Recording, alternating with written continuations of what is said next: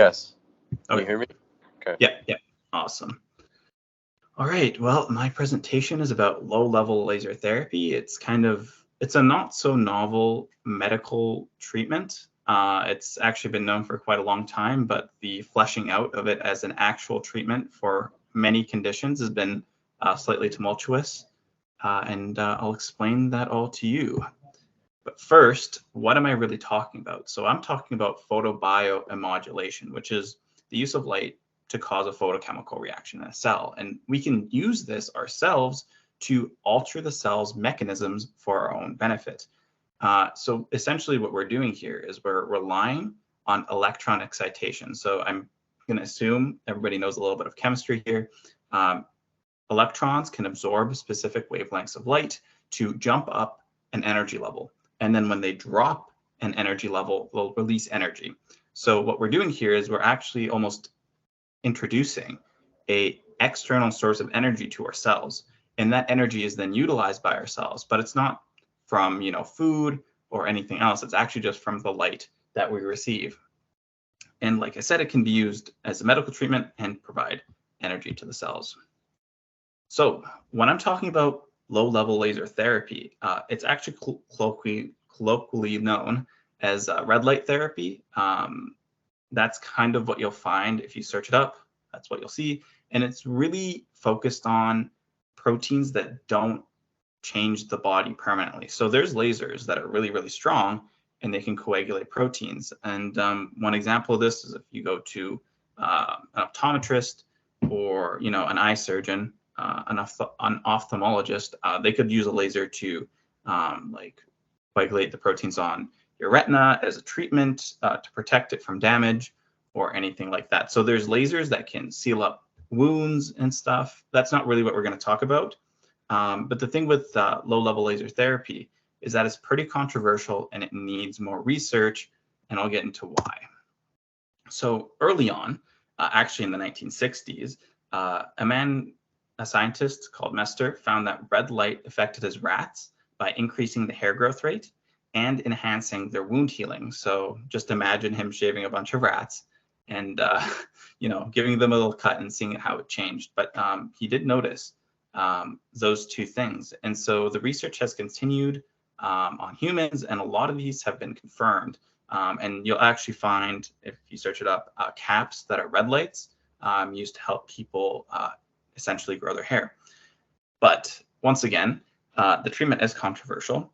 And if you talk to medical practitioners, they'll either have no knowledge of the technology or have mixed opinions. So it really depends on who you ask and what their level of knowledge is in this field.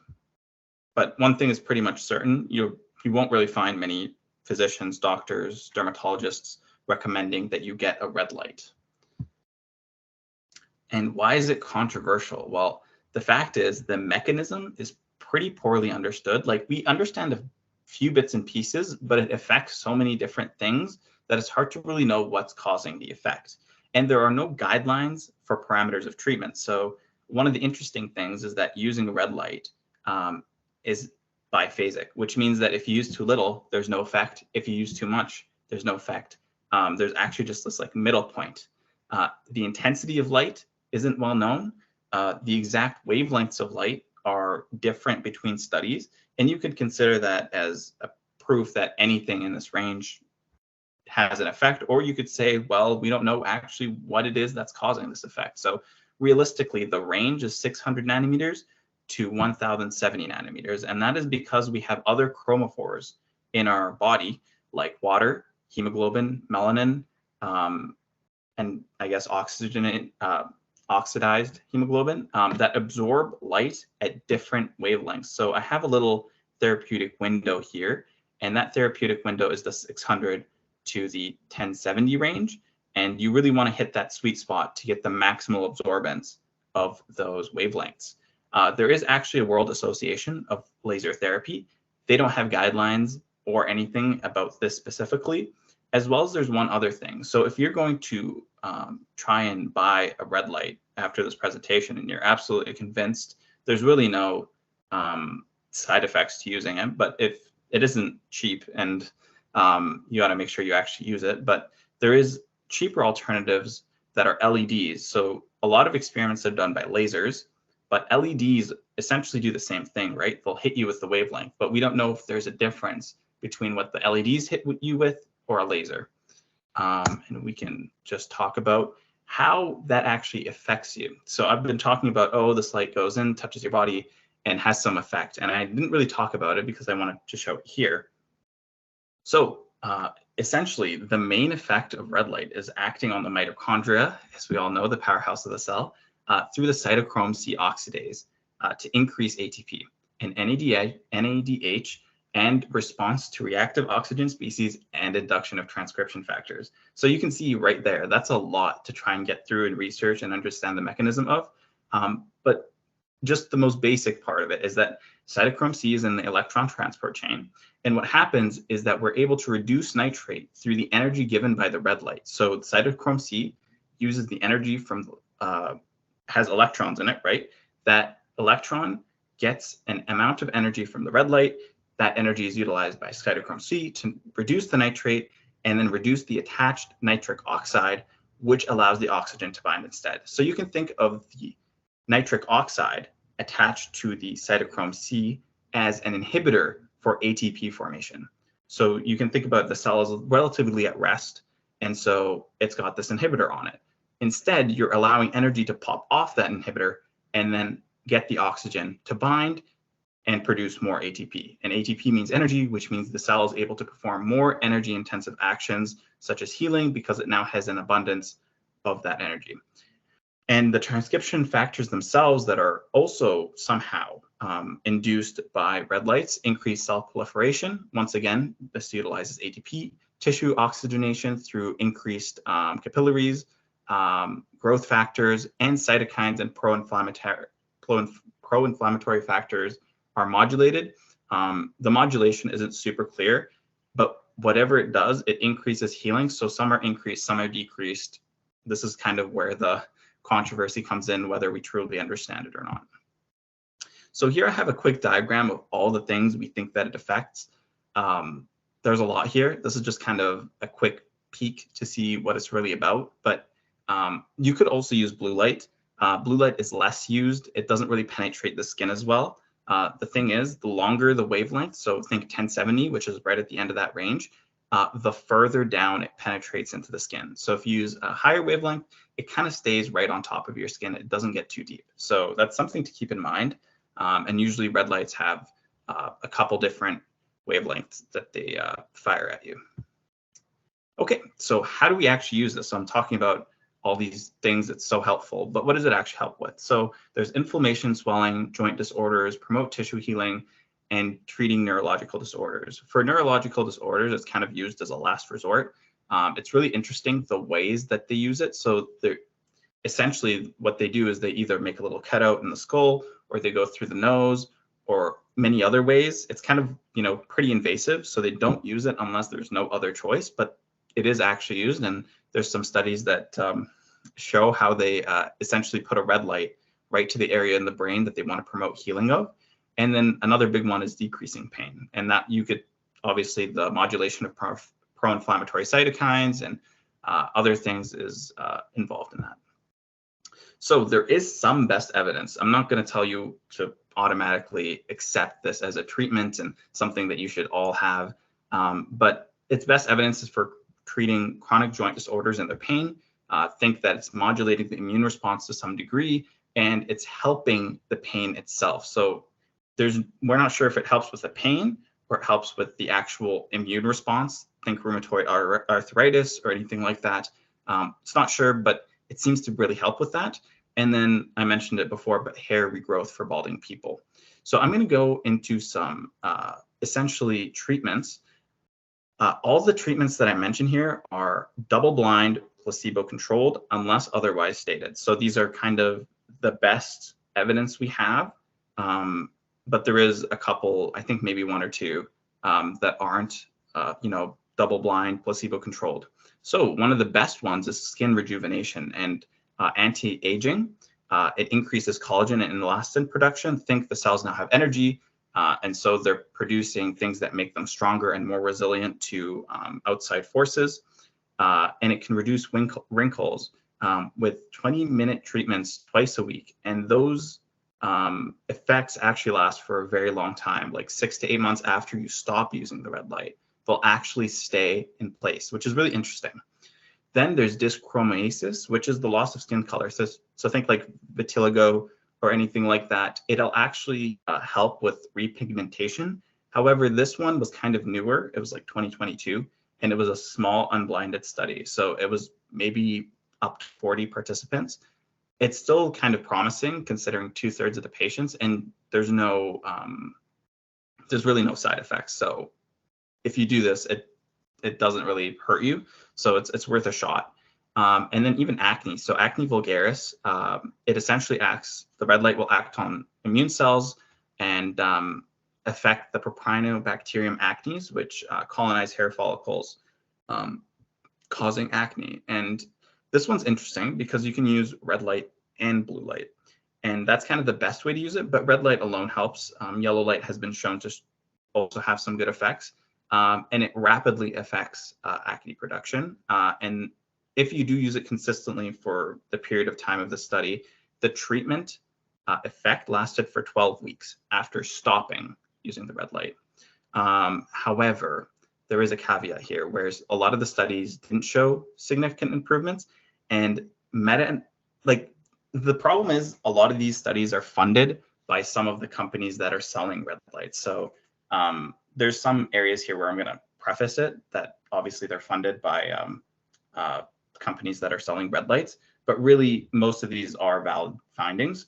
And even a meta-analysis of comparative studies showed that using a red light is comparable in efficacy to typical treatments, except compared to typical treatments, such as some kind of drug to help you with acne, this one has no side effects, and you can stop it and the effect can last up to 12 weeks. So there's really, why would you use a drug that has side effects?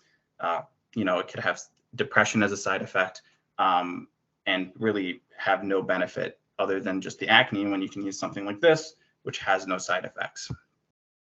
So here's a quick little example. This is a patient, 73 years old, and they were using it, as I stated, 2 times a week, 20 minutes for 12 weeks, and then after the treatment. So the side B is after the treatment. That is what they look like, and that stayed for a long time.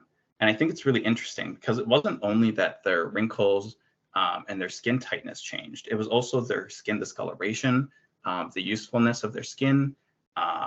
It's really interesting. And you can also notice the fullness of the eyebrows has changed, which is also kind of cool to note because as we just discussed, that there is some effect on that. I also want to draw to your attention to the bottom here where it says the device was used at 470 and 808 nanometers for 20 minutes a day. This is part of where the controversy comes in, where we don't have exactly what wavelength you should use for what purpose, but it seems that a lot of them do end up working, but we don't have an exact guideline for it. Just something to keep in mind. So other evidence includes wound healing. So it enhances scar appearance and healing. So if you had a surgery and you have a scar, you can essentially pretty much make the scar invisible, especially if you're using other things like silicone pads and Vaseline as an occlusive. You can really enhance the healing and enhance this appearance of the scar to the point where it's really not visible. There's also body contouring, which is essentially fat removal. So if you use a red light beforehand, it enhances fat removal by liposuction, but you can also use it alone to reduce subcutaneous fat deposits. And there wasn't really a mechanism for this, but what I think it is it's activating the digestion of the fats. And so the fats are digested for energy that is used later. I don't really know why that is, but yeah, that's just my theory. One thing to note for the body contouring part, that first part I talked about, is that LED low-level laser therapy didn't work for it. And this is part of where the difference in efficacy between LED and laser treatments come in. This is kind of the only study that has seen to find a difference. But yeah, it's interesting to note. But LED did improve cellulite appearance, but that was also a small study that wasn't double-blind or anything like that. It's just kind of interesting to note. In China, they did a study recently, it was like 2021, 2022, for myopia, which is nearsightedness. And so they had kids look at a red light for 3 minutes a day. And what they noticed was it actually slowed down the progression of their myopia. And that's really interesting because if we can prevent the loss of sight early on, it's pretty important, and it could affect the quality of life of these people, especially those who are prone to having really, really bad eyesight through genetics or any deformities. This could be a really novel treatment to prevent damage from even happening in the first place. Okay, so we've hit the conclusion. So low-level laser therapy is a promising treatment for a lot of conditions, but it needs more research to elucidate, and we don't really know the optimal conditions. And as far as buying one for yourself, you should carefully consider the many machines, as they might not be providing the proper treatment. Check their wavelengths. Do they seem to have any research to back up why they chose those wavelengths? Because in all reality, they probably do have their own research. They're just not sharing it. Because if they share it, they essentially give those secrets to other companies who are obviously competing with them. So usually when I did order a red light, and to me it seems to work. But obviously, that could be confirmation bias on my part. I'm not claiming that it's a completely 100% working thing. To me, it seems to work, and I like it, but they are expensive, and it depends on how much you want to use it. Yeah, so I think that covers most of what I want to talk about. I wouldn't tell you to jump up and down and go get a red light laser therapy machine. But if you do think you'd use it, it's good for also muscle recovery. It seems to be kind of a one-stop shop for your body getting external energy that is both increasing your ATP and also modulating your reactive oxygen species, which is kind of an amazing trait if you think about it. Because when you have too much energy, one of the main things that you're worried about happening is reactive oxygen species, which harm your genetic integrity. So yeah, it's really interesting that it does both, where it modulates transcription factors.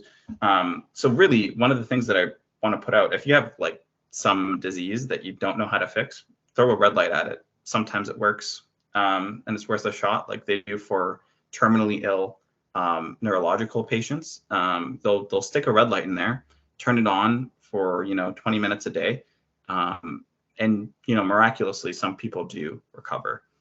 But remember, if you are using a red light, it's biphasic. Blasting yourself with red light is not a good idea, because once you hit the peak, you're actually going against yourself. Like what I'm guessing happens is the cell is it tries to compensate for the excess amount of energy by inhibiting that response. So if you do it too much, essentially your cell's like, this is not right. Add the nitric oxide back. And really focus and keep it there to keep it deactivated, because too much ATP is obviously not a good thing as well. If you're looking for a natural source of red light, usually sunsets and sunrises are really good sources of red light. And yeah, I think that kind of covers everything I want to say. Does anybody have any questions?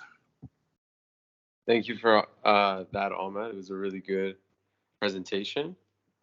I definitely have a couple questions. My first question is that you noted that you said that companies don't share their research because this would sort of give away their secrets. What exactly do you mean by that, and how would you know that they're not sharing?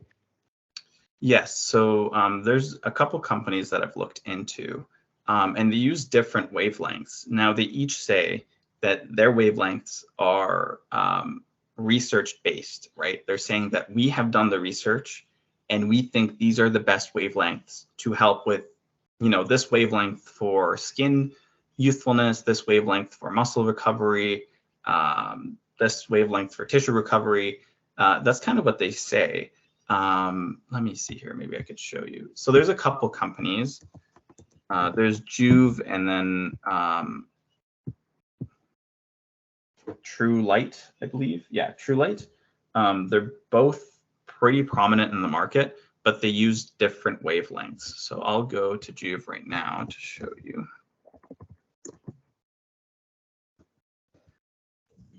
One thing I would know about being very careful in interpreting privately funded research, right? So research where someone has a profit to gain.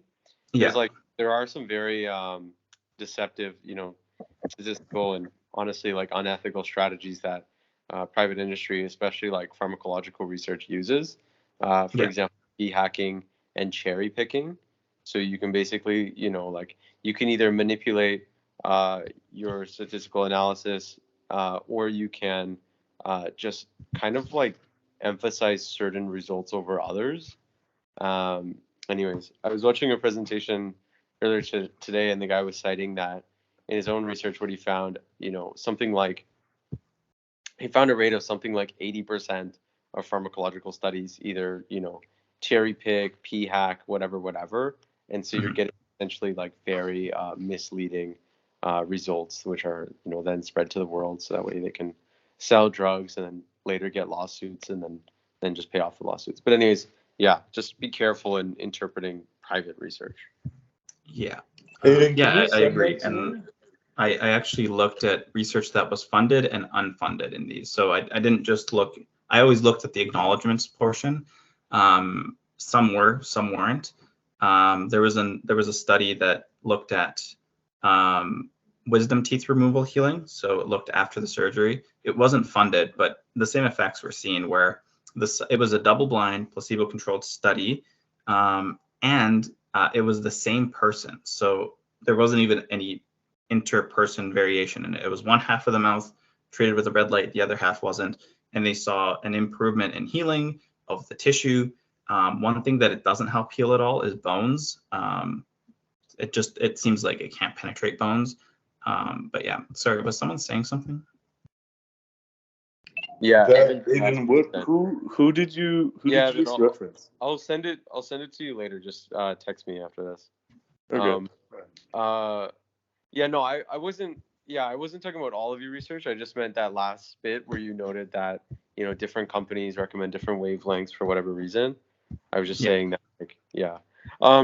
Anyways, I definitely have some other questions, and one thing I'll just comment is I would definitely need to see a citation if I were to believe that like the red light healed someone of a terminal neurodegenerative disease or resulted in improvement in their condition. Yeah, for sure. Especially if you use the word healing, just because as far as I know, no one's ever like reversed a neurodegenerative disorder. Otherwise, like that would blow up, right? Like that would be huge. You'd think so, right? One sec. I remember I saw it. I checked out the paper itself. I didn't fully read it. I did read most of it. But I saw it from someone else, and I basically verified it. I can send that to you. Yeah, no problem. I'll find it. I just gotta remember. Would you mind re-explaining the mechanism with ATP as well? That was something that I was tuning out because I was writing down some questions for you. Would you mind re-explaining that, please? Yeah, for sure. Thank you. Okay. So here is where we think the main effect happens. So cytochrome C is a component of the electron transport chain in mitochondria. And we know that mitochondria are really what produce the majority of our ATP. So when the cell doesn't really feel like it wants to produce energy, and it's at a good balance of energy to non-energy, what it'll do is it'll put a nitric oxide on the mitochondria. So that nitric oxide doesn't allow the oxygen to bind to be an electron collector. And what happens is that essentially slows the amount of ATP you can produce. So what red lights do is they provide a source of energy. Can I interject with a question here? Would basically like this nitrous oxide or nitrogen oxide or whatever attachment, like would this be based off of like, I don't know, for whatever homeostatic reason, like your body just doesn't want to burn calories? Is that essentially why it would do this? Yeah, that could be a reason. I'm not really sure why it does this. Probably one of them, to like conserve energy and just not be wasteful in producing energy. It could be, and it could be also a way to limit the number of reactive oxygen species. Okay. So if you have a lot of energy, you could be creating a lot of reactive oxygen species, which can obviously attack your DNA and are a strain on the cell. So it could be two things, like you don't need the energy, or the cell doesn't feel like it needs the energy, or it's trying to prevent excess reactive oxygen species, or something else. So I'm not going to say I know what's exactly why it does it. Yeah. But I guess it's multifactorial, and evolution likes the idea of both, maybe. Reactive oxygen species. I remember you noted that. Can you explain that? I don't think I've ever come across that. Is that just a natural product of ATP production, or what? It's a natural product of using oxygen. So using oxygen means that you have intermediaries during your use of it in the electron transport chain, and because it's oxygen, it's really reactive, and we use it in a reactive form. And that reactive oxygen can actually attack our DNA and cause problems. It's why you hear, all these antioxidant berries, superfoods, whatever. What they're really doing, or what they think that they do, you think blueberries and whatever else people think is the newest superfood. What they're really doing is they're actually stopping these reactive oxygen species. Well, that's what they think they do. There's really no evidence that that's what they do, but in isolation, the compounds in these fruits can neutralize reactive oxygen species, and our bodies have multiple pathways, especially in red cells, where they have the hexose monophosphate shunt, the methemoglobin reductase pathway, and then the Rappaport-Lou-Behring pathway. All these pathways are meant to deal with these reactive oxygen species, and the reason they're most prevalent in red cells is because they actually carry the oxygen. But of course, all our cells have some form of protection against reactive oxygen species. It's essentially oxygen that we don't have control over anymore. Like, think of hydrogen peroxide, like H2O2. Yeah. So sorry. So with red light, you're basically altering a protein within the mitochondria and making ATP production more efficient. Yeah, you increase your ATP production, and you respond to any reactive oxygen species. So is that because it's removing the NO binding? Yes, because the NO is an inhibitor for oxygen binding. Yes. Okay. So it blocks that same spot. Okay. So it just maybe like denatures the NO or something. It doesn't denature the NO. What happens is that the energy, there's electrons in the cytochrome C, and they absorb energy through the red light. So the red light basically gives them a bump up in energy to the next energy level. And when they drop, they emit energy, and that energy is used by the cell. Essentially in the same way that the whole electron transport chain is used, right? Like, we do these little incremental steps to extract the most amount of energy from it. So what we're doing here is we're actually just almost artificially increasing the energy level of one of these electrons, and then we're dropping it down, but the cytochrome C kicks off that nitric oxide, and then that oxygen is able to bind. Okay.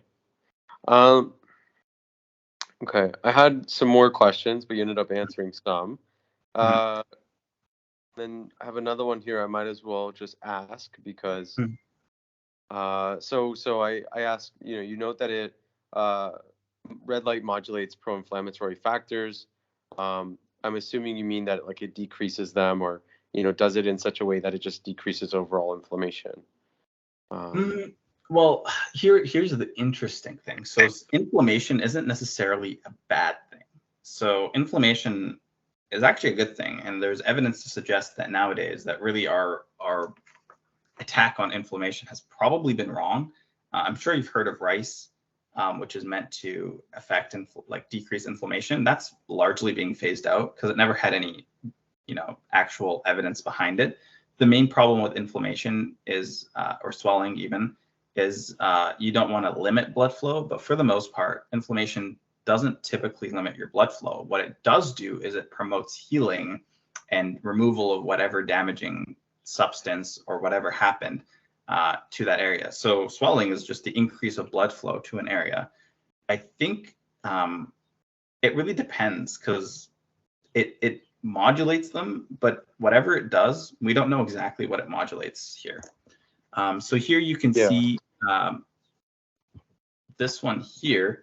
This is a pro-inflammatory compound, and what it's saying is that it actually allows a bit more inflammation, but what it could be doing is increasing the blood flow. So inflammation isn't a bad thing. It actually speeds up healing, which is really interesting. But yeah, it's, I remember I There's all these. Yeah. So you can see it decreases all of these, it increases these, but on some cells it increases. It's just a lot of things going on. I think I like sprained my ankles recently, like a week or two ago, and I don't know, I was tempted to apply ice immediately, and then I like stopped and I thought, I was like, wait, why would they be getting inflamed if evolution didn't like do this for a purpose, right? And then I started like looking into it. I was like, oh yeah, this is good. It's supposed to be good for healing unless it's chronic, and that's probably why you've cited so many examples of pain, right? Because a lot of chronic pain is just closely tied to issues with chronic inflammation, right? Yeah. Okay, so you also noticed that red light therapy is useful in your own life. So any anecdotal evidence you want to share with us? Yeah. So I think I tore a bit of a muscle in my quad, and it wasn't healing. But I started using the red light pretty like 2 times a day, 20 minutes, using a pulse setting, which helps with the biphasic response, I think, is why they have it. Once again, they haven't really explained why they have things the way they do on the device, but it actually did heal. And I basically had trouble full speed sprinting, like full 100% sprinting. It'd start getting tight. So it's healed, but it was like really weak. And so I just used the red light while keeping active, but not pushing it too much. And before that, I wasn't using the red light at all, but it was never healing. Like every time it felt tighter and tighter. But then I used the red light and it sped up the healing. Another thing, I mean, I don't really use it for the skin rejuvenation aspect. I've used it more for muscle recovery. Red lights is something used by a lot of professional athletes nowadays. They go into a room with like essentially a wall of red lights and they stand there for 20 minutes. And it's supposed to aid in their muscle recovery. And that's essentially the way I used it. I also hurt a muscle in my chest from throwing dodgeballs. And it was really affecting it. And I seriously just used the red light and it healed up even while I was using it. So it was hurt, I'm still using it, and it healed. And now it's fine. But it was really bad for like 3 weeks where I didn't use the red light.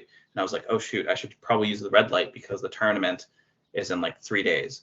And so I used it. It didn't heal it in like 1 or 2 days. But what it did do is that ensured any other damage I was doing wasn't really serious. And so I was able to play through the entire tournament. And as the tournament progressed, my arm was actually getting better rather than worse, even with me throwing and using it. So those are 2 anecdotal sources of evidence. What else? I think I used it on my ankle. Yeah. Oh, I'm realizing you must have used this for a while if you've used it back in dodgeball. No, well, I used it this year. I play for tournament teams that are still in Lister. Yeah, so there's special tournaments that this was in like November, so not too long ago. Yeah, and I guess the last thing is I did have a recent scar, and I've been using on it, and it healed really fast, like really, really fast. And essentially, I can't make out where the scar line exactly is right now. I'll let you know when I know 100%. But yeah, it's kind of remarkable how fast it healed. But yeah, those are my anecdotal findings, but I wouldn't call them conclusive. Like if this is something you want to look into, I can send you the research I have. You can add on to it if you'd like, and do your own. Maybe there's something specific that you want to look into. I recommend looking into it. Even NASA uses red lights specifically for outer space surgeries to improve healing rates. So think back to that. I have 2 last questions. So yeah, one, you cited a bunch of, I believe, placebo-controlled double blind. Were they double blind? Yep, double blind. Okay. So that's my question. Like, okay, so in experimental conditions, what would the placebo be, an LED? And how would you be blind, right? Like, how would the person how would the person applying it not know that it's a placebo? Like, it's a light. Can't you just see it? Well, I actually don't know how I could look into it again, but in terms of what they did, sometimes they used, interestingly, this is actually something interesting. You've touched on something interesting here. If you remember the study about the body contouring, where I said the LED low-level therapy didn't seem to work. Sometimes they use the LED low-level laser therapy as a placebo, which is really weird because they also have found it to work, but they're using it as a placebo and they're still finding benefits to the laser. That's just an interesting point. But as far as you can use a light bulb that has a wide so it's the thing with LEDs and lasers is that they have a very focused wavelength. So you'll find them 570 nanometers, 580, 1070, 1080. That's where you'll find them. But you can use just a normal red light and that won't help you at all because the wavelengths that it's emitting are really vast, right? It can go from anywhere from like 800 to 700. That isn't going to get you an effect because only a couple of those wavelengths are going to actually be valuable. So yeah, they'll probably use something that's just red, but you actually can't tell whether it's the correct wavelength or not, and it's not a focused light, if that makes any sense. It's just a red light.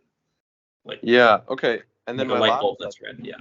Yeah, and then my last question is, okay, you hypothesize that, what is the possible mechanism for this, improving, like decreasing subcutaneous fat. Mhm. So here's what I would respond with. You said, maybe it's improving ATP production and therefore fat digestion. Yeah, like localized ATP production. That almost seems contradictory to me. Like if you have more ATP, why would you digest your energy stores? That's a good point. I'm not sure. Maybe you are because you're using ATP, right? But you don't have sugar. So what gives you ATP, right? Like what's your starting material? It's going to be sugar. Yeah, like so you can why digest would your fat. like that's like if you already have the ATP, why would you need to digest anything? You don't need sugar, you don't need fat. You're good.